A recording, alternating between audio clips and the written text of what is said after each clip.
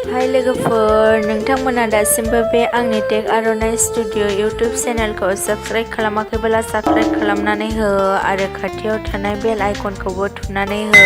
गोजोननाय थागोन।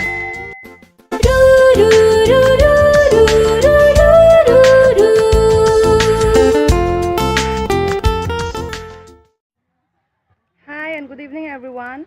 मैं ये बोलना चाहती हूँ कि जो फरवरी फर्स्ट वीक को सीटेट एग्ज़ाम का नोटिफिकेशन आया था, जब मैंने चेक किया वहाँ में बहुत सारा लैंग्वेज का भी है, बट उसमें बोरो लैंग्वेज इन्वॉल्व नहीं था। वाई, क्यों? फिर से आप लोग पार्शलिटी क्या है? वाई हमेशा पार्शलिटी करने का ज़रूरत क्या है? इसमें ये साफ पता चलता है कि जो भी ये पार्शलिटी एंड ऑल कर रही है, they are jealous of us, yes और नो।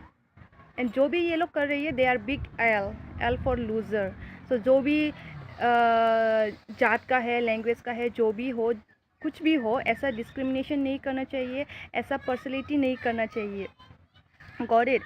सो नॉर्मल इंसान तो कभी पार्शलिटी करेगा ही नहीं, अच्छा इंसान तो जो भी ऐसा करेगा ही नहीं।